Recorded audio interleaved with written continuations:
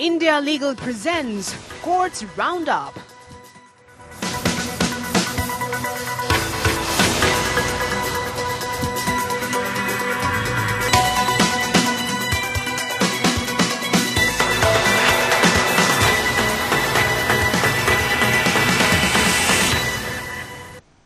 Supreme court में Pegasus मामले की सुनवाई हुई है। सुप्रीम कोर्ट ने सॉलिसिटर जनरल तुषार मेहता को उनके अनुरोध पर पेगासस जासूसी विवाद की जांच की मांग वाली 9 याचिकाओं पर सरकार से निर्देश लेने के लिए सोमवार तक का समय दिया है। प्रधान न्यायाधीश एनवी रमन्ना, न्यायमूर्ति विनीत सरन और न्यायमूर्ति सूर्यकांत की पीठ ने ऐसा करते हुए याचिकाकर्ताओं को सोशल मीडिया प्लेटफॉर्म पर अदालत के बाहर समानांतर बहस में शामिल होने से बचने के लिए कहा है। पेगासस मामले में पत्रकारों, वकीलों, सामाजिक कार्यकर्ता और एडिटर्स गिल्ड ऑफ इंडिया की तरफ से अर्जियां दायर कर एसआईटी जांच की मांग की गई है।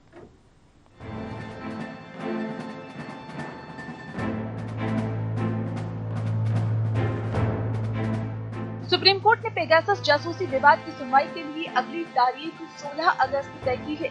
चीफ जस्टिस एनवी रमन्ना की अगुवाई वाली 3 सदस्यीय बेंच ने सुनवाई के दौरान कहा कि किसी को भी सीमा नहीं लांघनी चाहिए, किसी को हद पार नहीं करनी चाहिए, सभी की बात सुनी जाएगी। हम बहस के खिलाफ नहीं हैं, लेकिन मामला कोर्ट में है तो इसकी बात यही होनी चाहिए। सोशल मीडिया की बजाय बहस का उचित माध्यम चुने और व्यवस्था का कुछ सम्मान करें। सीजीआई ने पूछा कि क्या कॉपी सरकार को दे दी गई है। इस पर सॉलिसिटर जनरल ने कहा कि यशवंत सिन्हा को छोड़कर सभी को कॉपी मिली है। अभी हम पढ़ रहे हैं, इसके बाद सरकार से निर्देश लेंगे, इसीलिए शुक्रवार तक का समय दिया जाए। सीजीआई ने कहा कि शुक्रवार को हमें कुछ समस्या है, सोमवार को सुनवाई कर पाएंगे।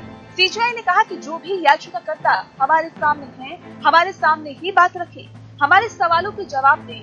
अगर मीडिया या सोशल मीडिया पर ही बात रखना चाहते हैं तो अलग बात है।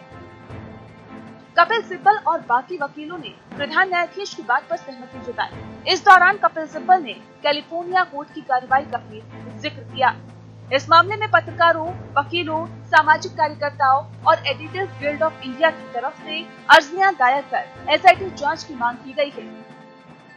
हालांकि सीजीआई ने बार बार 2 प्रश्न उठाए।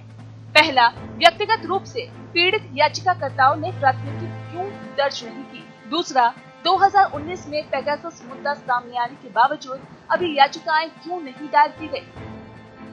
रक्षा मंत्रालय ने राज्यसभा को बताया कि उसकी Israeli firm NSO group technologies के साथ कोई लेन देन नहीं है, जिसने पेगासस स्पाइसवेयर विकसित किया है, जिसका कथित तौर पर पत्रकारों, संवैधानिक अधिकारियों और अन्य कई लोगों पर अवैध रूप से जासूसी करने के लिए इस्तेमाल किया गया था। याचिकाकर्ताओं ने इस बात पर प्रकाश डाला कि भारत सरकार ने अभी तक पेगासस स्पाइसवेयर का उपयोग करने से स्पष्ट रूप से इनकार नहीं किया है। याचिकाकर्ताओं का तर्क है कि पेगासस की रिपोर्ट यदि सही है तो संकेत करती है कि एक्टिविस्ट, पत्रकारों, राजनेताओं और यहाँ तक कि न्यायपालिका पर भी अनधिकृत निगरानी की गई थी और इसीलिए ये मामला भारतीय लोकतंत्र और संवैधानिक गारंटी की जड़ पर प्रहार करता है। Bureau report. वहीं NGO campaign for judicial accountability and reforms या CJAR और national campaign for people's right to information या NCPRI ने CJI एनवी रमन्ना को पत्र लिखकर पेगासस जासूसी मामले में शीर्ष अदालत के समक्ष सुनवाई का लाइव वेबकास्ट करने की मांग की है।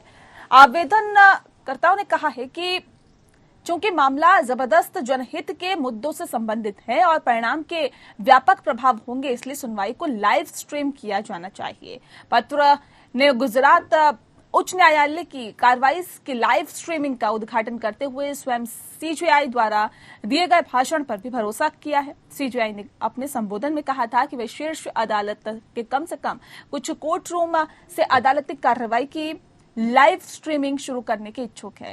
ये देश में न्याय वितरण प्रणाली और खुली अदालतों के माध्यम से पहुंच को आगे बढ़ाने का एक उच्च समय है और ऐसे में न्याय तक पहुंच एक वास्तविकता बन जाएगी जब वादी और इच्छुक पक्ष न्याय को प्रत्यक्ष रूप से देखने, समझने और समझने लगेंगे। दरअसल ये केवल सूचित नागरिकों की पीठ पर है कि एक प्रतिनिधि लोकतंत्र कैंप जीवित रहता है और विकसित होता है। इसीलिए पत्र ने अनुरोध किया है कि पेगासस मामले की लाइव स्ट्रीमिंग की जाए, क्योंकि ये सार्वजनिक महत्व का मामला है।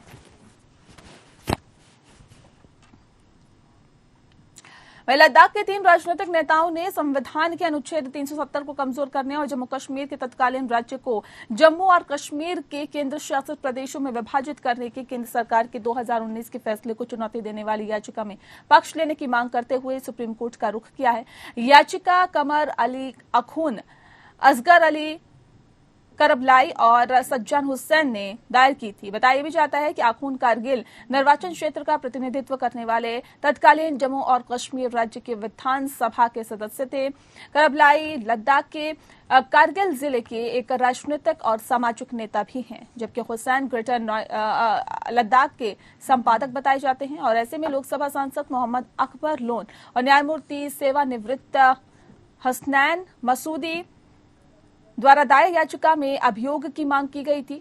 आवेदन में कहा गया कि जम्मू और कश्मीर पुनर्गठन अधिनियम 2019 के साथ राष्ट्रपति के आदेश में केंद्र शासित प्रदेशों की स्थापना के लिए संवैधानिक योजना को ओवरराइड करके एक राज्य को खत्म करने की चिलिंग इफेक्ट है, और ऐसे में जो कि संविधान द्वारा परिकल्पित लोकतांत्रिक पैटर्न के अनुरूप नहीं है। याचिका में आगे कहा गया कि राष्ट्रपति के आदेश और पुनर्गठन अधिनियम असंवैधानिक रूप से भारत के संविधान के अनुच्छेद 370 की योजना को कमजोर करते हैं और लोगों से अपने प्रतिनिधियों का चुनाव करने की शक्ति को हड़प लेते हैं। अनुच्छेद 370 को निरस्त करने के तुरंत बाद सुप्रीम कोर्ट के समक्ष कई याचिकाएं दायर की गई। हालांकि कोर्ट ने इस पर नोटिस भी जारी किया, लेकिन उनकी सुनवाई और फैसला होना बाकी है।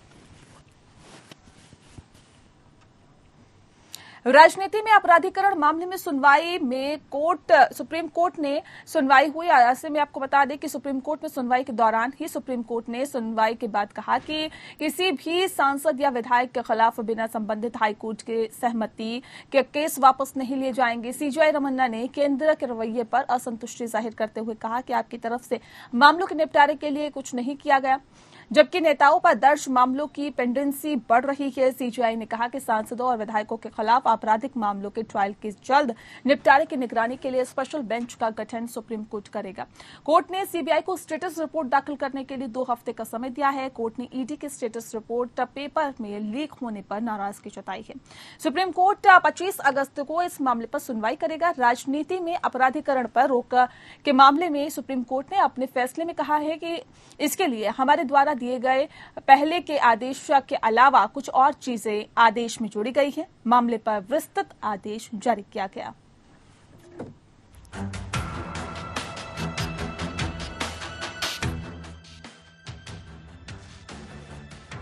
राजनीति में अपराधीकरण मामले में सुप्रीम कोर्ट ने अहम निर्देश दिए हैं। कोर्ट ने कहा है कि संबंधित राज्य के हाईकोर्ट की अनुमति के बिना सांसदों और विधायकों के खिलाफ कोई मुकदमा वापस नहीं लिया जाएगा। कोर्ट ने अपने फैसले में कहा कि राजनीतिक दलों को उनके चयन के 48 घंटों के भीतर चुनाव लड़ने वाले किसी भी उम्मीदवार की आपराधिक पृष्ठभूमि की जानकारी प्रकाशित करना होगा। कोर्ट ने आगे निर्देश दिया कि विशेष न्यायालयों में सांसदों, विधायकों के खिलाफ आपराधिक मामलों की सुनवाई करने वाले न्यायाधीश उच्चतम न्यायालय के अगले आदेश तक अपने वर्तमान पदों पर बने रहें। ये निर्देश विधायकों के खिलाफ मामलों की सुनवाई कर रहे न्यायाधीशों की सेवानिवृत्ति या मृत्यु के अधीन होगा। बेंच ने कहा कि इस संबंध में अपने 13 फरवरी 2020 के फैसले में दिए गए निर्देश को संशोधित किया है। सुप्रीम कोर्ट ने फरवरी 2020 के फैसले में आदेश दिया था कि उम्मीदवार के चयन के 48 घंटे के भीतर या नामांकन दाखिल करने की तारीख से कम 2 सप्ताह पहले उसका विवरण प्रकाशित किया जाएगा। प्रधान न्यायाधीश एनवी रमन्ना, न्यायमूर्ति विनीत सरन और न्यायमूर्ति सूर्यकांत के खंडपीठ ने सांसदों और विधायकों के खिलाफ आपराधिक मामलों की पेंडेंसी और विशेष अदालतों की स्थापना करके मामले के शीघ्र निपटान के संबंध में दायर याचिका पर सुनवाई करते हुए ये निर्देश जारी किया है। पीठ ने उच्च न्यायालयों के रजिस्ट्रार जनरलों को जरूरत पड़ने पर न्यायाधीशों की ट्रांसफर के खिलाफ इस शर्त में ढील देने की मांग करने वाले आवेदनों को ट्रांसफर करने की स्वतंत्रता दी है। एमिकस क्यूरी ने अधिवक्ता स्नेहा कालिता की सहायता से तैयार की गई एक रिपोर्ट प्रस्तुत की है। जिसमें अदालत को प्रस्तावित मामलों को वापस लेने के निम्नलिखित कुछ उदाहरणों के बारे में सूचित किया गया था। उत्तर प्रदेश राज्य कथित तौर पर मुजफ्फरनगर दंगों से संबंधित मामलों में विधायक संगीत सोम, सुरेश राणा, कपिल देव, साध्वी प्राची के खिलाफ मुकदमा वापस लेने की मांग कर रहा है। कर्नाटक राज्य सरकार ने 61 मामलों को वापस लेने के निर्देश जारी किए हैं, जिसमें से कई राज्य विधानमंडल के निर्वाचित प्रतिनिधियों के खिलाफ है। महाराष्ट्र राज्य कथित तौर पर 31 दिसंबर 2019 से पहले पंजीकृत कार्यकर्ताओं के खिलाफ राजनीतिक मामले वापस ले रहा है। याचिका 2016 में सुप्रीम कोर्ट में दायर की गई थी, जिसमें मांग की गई थी कि दोषी व्यक्तियों को विधायिका, कार्यपालिका और न्यायपालिका से समान रूप से वंचित किया जाए। Bureau report. वहीं सुप्रीम कोर्ट ने चुनाव आयोग को चुनावी उम्मीदवारों के आपराधिक इतिहास के विवरण वाले मोबाइल एप्लीकेशन विकसित करने का निर्देश दिया है। राजनीतिक दलों को अपनी वेबसाइट के होम पेज पर उम्मीदवारों के आपराधिक इतिहास के बारे में जानकारी प्रकाशित करनी होगी। साथ में चुनाव संबंधित मतदाताओं के हक पर जागरूकता अभियान करने को कहा गया है। शीर्ष अदालत ने पहले राजनीतिक दलों से कहा था कि कुछ ने बिहार चुनाव के दौरान निर्देशों का पूरी तरह से उल्लंघन किया है।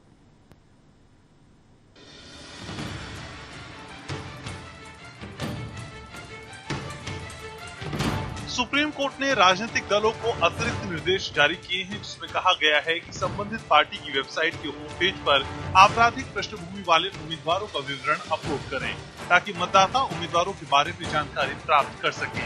न्यायालय ने भारत के चुनाव आयोग को एक समर्पित मोबाइल एप्लीकेशन बनाने का निर्देश दिया, जिसमें उम्मीदवारों द्वारा उनके आपराधिक इतिहास के बारे में प्रकाशित जानकारी शामिल हो, ताकि एक ही झटके में प्रत्येक मतदाता को उसके मोबाइल फोन पर ऐसी जानकारी मिल सके।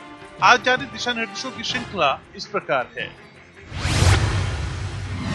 राजनीतिक दलों को अपनी वेबसाइट के होम पेज पर उम्मीदवारों के आपराधिक इतिहास के बारे में जानकारी प्रकाशित करनी होगी। होम पेज पर एक कैप्शन होना भी जरूरी हो जाएगा, जिसमें लिखा हो कि आपराधिक पृष्ठभूमि वाले उम्मीदवार। चुनाव आयोग को उम्मीदवारों द्वारा उनके आपराधिक इतिहास के बारे में प्रकाशित जानकारी युक्त एक समर्पित मोबाइल एप्लीकेशन बनाने का निर्देश दिया, ताकि एक ही झटके में प्रत्येक मतदाता को उसके मोबाइल फोन पर ऐसी जानकारी मिल सके। चुनाव आयोग को प्रत्येक मतदाता को उसके जानने के अधिकार और सभी चुनाव लड़ने वाले उम्मीदवारों के आपराधिक इतिहास के बारे में जानकारी की उपलब्धता के बारे में जागरूक करने के लिए एक व्यापक जागरूकता अभियान चलाने का निर्देश दिया। चुनाव आयोग को इस उद्देश्य के लिए 4 सप्ताह की अवधि के भीतर एक कोष बनाने का निर्देश दिया, जिसमें न्यायालय की अवमानना के लिए जुर्माना अदा करने का निर्देश दिया जा सकता है। चुनाव आयोग को एक अलग प्रकोष्ठ बनाने का निर्देश दिया, जो आवश्यक अनुपालनों की निगरानी भी करेगा, ताकि इस न्यायालय के आदेशों में निहित निर्देशों की किसी भी राजनीतिक दल द्वारा गैर अनुपालन के बारे में तुरंत अवगत कराया जा सके, जैसा कि ECI द्वारा निर्देशों में बताया गया है। जस्टिस रोहिंटन फली नरीमन और BR गवई की बेंच ने ब्रजेश सिंह और मनीष कुमार द्वारा दायर अवमानना याचिकाओं पर फैसला सुनाया, जिन्होंने आरोप लगाया कि 13 फरवरी 2020 को पारित कोर्ट के पहले के निर्देशों का बिहार विधानसभा चुनाव के दौरान राजनीतिक दलों द्वारा पालन नहीं किया गया था। Bureau report. सुप्रीम कोर्ट ने समाजवादी पार्टी के नेता आजम खान और उनके बेटे अब्दुल्ला खान को जालसाजी के एक मामले में जमानत दे दी है। कोर्ट ने कहा है कि उत्तर प्रदेश में संबंधित निचली अदालत द्वारा 4 सप्ताह के भीतर मामले में शिकायतकर्ता का बयान दर्ज करने के बाद उन्हें जमानत पर रिहा किया जाए। जस्टिस AM खानविलकर और जस्टिस संजीव खन्ना की खंडपीठ ने दोनों नेताओं को जमानत दी है।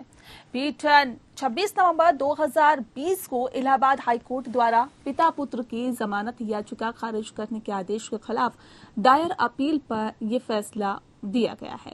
इलाहाबाद हाईकोर्ट ने गवाहों के साथ छेड़छाड़ की आशंका के कारण दोनों नेताओं की जमानत याचिका खारिज कर दी थी और ऐसे में अब्दुल्ला आजम के 2 पैन कार्ड और पासपोर्ट के मामले में अदालत ने जमानत अर्जी खारिज कर दी थी।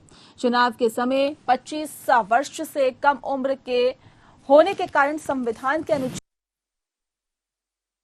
विधायक बनने के योग्य नहीं होने के बावजूद अब्दुल्ला रामपुर के सुवार विधानसभा क्षेत्र से चुने गए थे। पिता और पुत्र के खिलाफ आरोप था कि बेटे की जन्म तिथि गलत बताई गई थी। आजम खान और उनके बेटे की जमानत याचिका इलाहाबाद हाईकोर्ट के जज सुनीत कुमार की एकल पीठ ने 26 नवंबर 2020 को इस आधार पर खारिज कर दी थी कि ये सार्वजनिक हित में नहीं होगा। अदालत ने आगे राज्य की दलीलों पर ध्यान दिया था कि आवेदकों के आपराधिक इतिहास थे। 1982 में आजम खान के खिलाफ 91 मामले दर्ज किए गए थे। बताया ये भी जा रहा है कि उनके बेटे के खिलाफ 44 मामले दर्ज किए गए, जिनमें से अधिकांश मामले धोखाधड़ी और जालसाजी के हैं।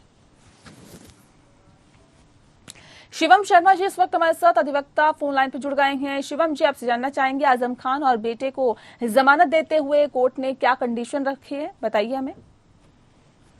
देखिए, आपको मैं भी बताना चाहता हूं कि माननीय सुप्रीम कोर्ट ने आज एक अंतरिम आदेश में समाजवादी पार्टी के प्रमुख नेता आजम खान और उनके बेटे अब्दुल्ला खान को एक आपराधिक मामले में जमानत दे दी है। सुप्रीम कोर्ट ने देखिए कहा है कि उत्तर प्रदेश में संबंधित निचली अदालत द्वारा 4 सप्ताह के भीतर मामले में शिकायतकर्ता का बयान दर्ज कराने के बाद उन्हें जमानत पर रिहा किया जाए। ये मामला देखिए कि ये मामला एक फर्जी पैन कार्ड से जुड़ा है। इलाहाबाद हाईकोर्ट ने पहले जमानत खारिज होने के बाद सांसद आजम खान और उनके बेटे अब्दुल्ला आजम ने सुप्रीम कोर्ट में जमानत याचिका दायर की थी। अब्दुल्ला आजम के 2 पैन कार्ड और पासपोर्ट के मामले में अदालत ने जमानत अर्जी खारिज कर दी थी। देखिए, आपको बताना चाहता हूँ कि ये कि अब्दुल्ला के खिलाफ कई मामले भी हैं, इसलिए जेल में उनकी रिहाई मुश्किल है। वहीं आजम खान की देखिए जमानत के मामले में उत्तर प्रदेश सरकार ने आपत्ति जताई है। इस पर कोर्ट ने सवाल किया कि क्या इस मामले में कभी भी कस्टडी की जरूरत है। इस पर उत्तर प्रदेश की ओर से वकील एसपी राजू ने बताया कि आजम खान के खिलाफ कई गंभीर मामले में प्राथमिकी दर्ज है।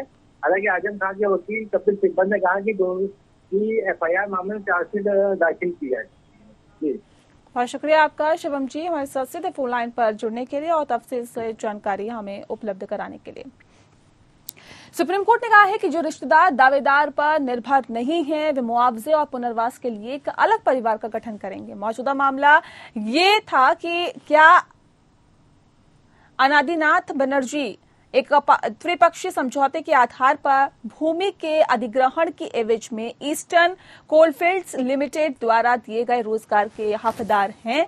समझौते के अनुसार एक दावेदार रोजगार का पात्र होगा यदि परियोजना के प्रायोजनों के लिए अधिग्रहित भूमि कम से कम 2.0 एकड़ है। उच्च न्यायालय ने उनकी रिट याचिका को तब अनुमति दी जब ये पाया कि उनके पास न्यूनतम आवश्यकता से अधिक भूमि है और इसीलिए वे रोजगार के हकदार हैं। अपील में अदालत ने कहा कि भूमि अधिग्रहण कलेक्टर की रिपोर्ट पर दावेदार द्वारा भरोसा किया गया था। अदालत ने कहा कि ये इंगित करता है कि 2.01 एकड़ की कुल जोत की गणना की गई क्या और इसमें कई रिश्तेदार और अन्य लोगों की भूमि शामिल है जिन पर कथित तौर पर उनके पक्ष में हलफनामे निष्पादित करने का आरोप है। जस्टिस DY चंद्रचूड़ और जस्टिस MR शाह की बेंच ने कहा कि रिश्तेदारों और अन्य लोगों की होल्डिंग को केवल स्वयंभू हलफनामे के आधार पर प्रतिवादी की होल्डिंग में शामिल नहीं किया जा सकता है, जो कि संपत्ति के हस्तांतरण के बराबर नहीं होगा।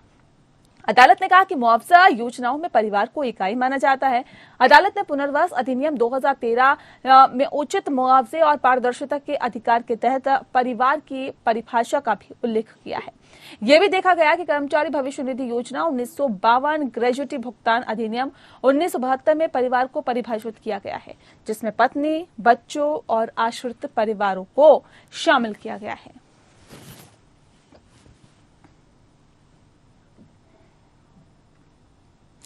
सुप्रीम कोर्ट ने केरल विश्वविद्यालय को एक ऐसे उम्मीदवार को नियुक्त करने का निर्देश दिया है जिसे 14 साल पहले हुई चयन प्रक्रिया में शिक्षा विभाग के व्याख्याता के पद पर नियुक्त से अवैध रूप से वंचित किया गया था।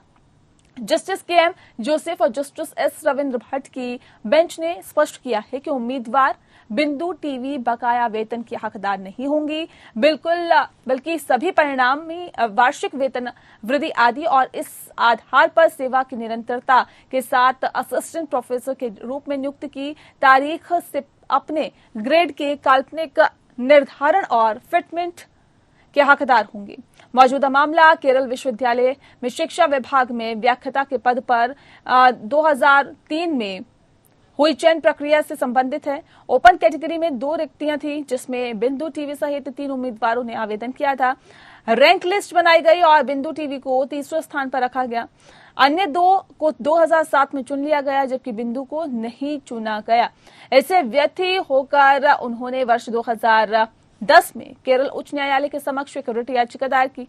एकल पीठ ने उनके रिट याचिका को आपको बता दें कि स्वीकार कर लिया और उनकी इस दलील का पक्ष लेने के बाद कि उन्हें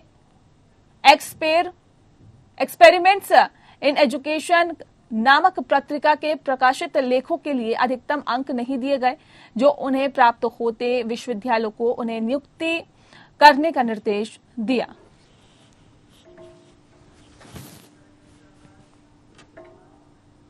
और इसी के साथ फिलहाल इस बुलेटिन में इतना ही। नमस्कार। India Legal presents Courts Roundup.